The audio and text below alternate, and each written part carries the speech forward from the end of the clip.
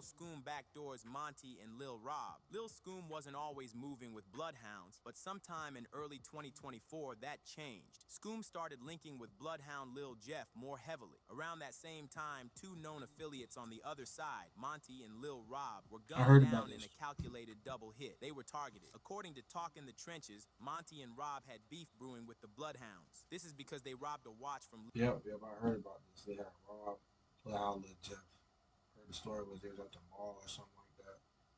They asked him where his watches. Again, I don't even get why people do that. Like another nigga ask you to wear your jewelry, your chain, you feel me, watch, whatever, and you let them wear it. Like you feel me, like wow. Like I have a chain to watch. They not wearing my shit. That's like you really you feel me, my day one. I know like how I was explaining they was cool or whatever, but they wasn't. You feel me? Like it wasn't like they was that cool. You feel me? And then yeah, I never understood that, but I know the story behind Lil Jeff, which was actually a fake watch. After that, Lil Jeff wanted revenge. But what nobody expected was that the person who would ultimately get them lined up was someone they never saw as a direct threat, Lil Scoom. The story goes that it. Yeah, I ain't Scoom, know who this. went to I the ain't know how same Lil high School school as had a. Monty and Lil Rob, had I ain't know Lil School played the partners, but I did see a little interview that like I can't really remember, but it was like he had went to the same school as them or something like that. But I didn't know he played the partner.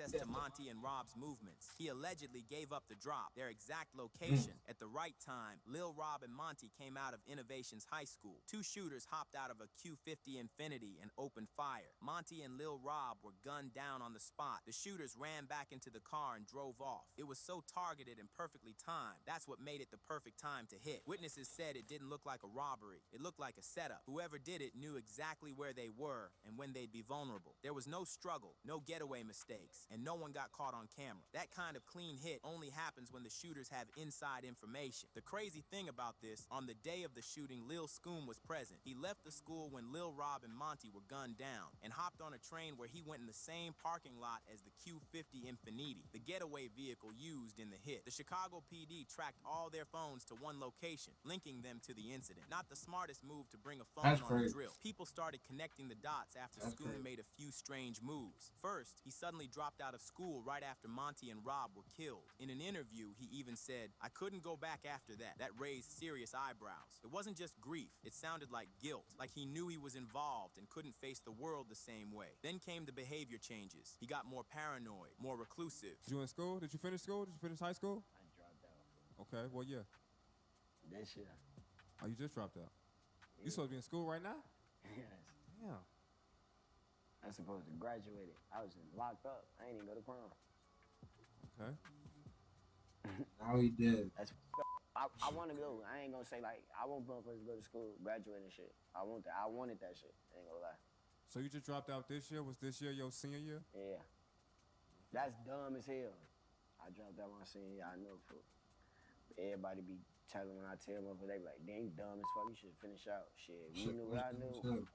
Drop out your senior year, stupid as hell. shit get real. Okay. So basically, you was in a situation like you couldn't go back to school. Hell no, two niggas. Step up your routine with a scrub that exfoliates, cleanses, and nourishes all in one.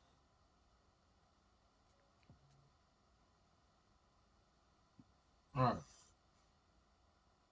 Why would he like RP Lil Spoon? But why would he say that like two niggas died? Like you could have just said like any reason you dropped out, but you gonna say two niggas died? Like gang, if you didn't say that, I mean it don't matter because he passed away already. You feel me? He got killed. But why would you say that two niggas died? Like we nobody knew that you got anything to do with that. So why would you even mention that? Like that's why I be thinking like people just like want people to know that like they don't, you feel me, call about it in a car to have it, they have something to do with it. Because, gang, you didn't have to say that. You could have just said, shit, I dropped out. I ain't really fuck with school no more. Or, shit, it just wasn't for me. He gonna be like, two niggas died. Like, you did not have to say that, bro. You just caused more attention. I mean, obviously he died, but you just caused more attention to yourself. Like, let's say he was alive. Now you just caused way more attention, bro. That shit dumb. RP Lil School. Okay, cool. Right. For now, So, they killed two kids for my school. For so you went to that school. Yeah, with the bro. 2 kids that got killed. Yeah, Whatever. yeah. That's crazy. That's ain't it?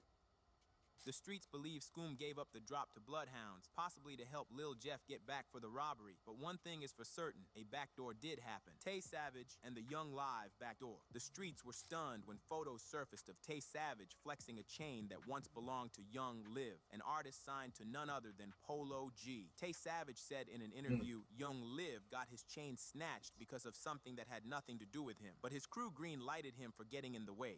I was chopping up with him and everything, you feel me? Livy, I don't really know him, you feel me? But, like, you know, some of the guys that I'm real close with was vouching for him, like, nah, bro, that shit wasn't supposed to happen like that. You feel me? He part the band. Really, Livy got caught in the mix, bro. He got caught in the mix of something that ain't had nothing to do with him, you feel me?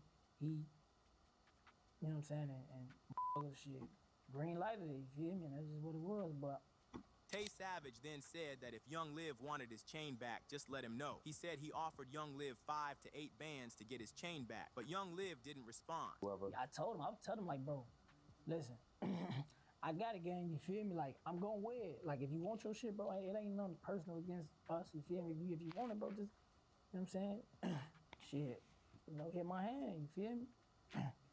He ain't want to do it. Okay. I'm like, all right.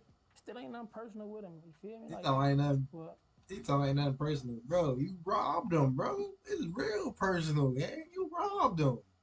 The hell? It's real personal.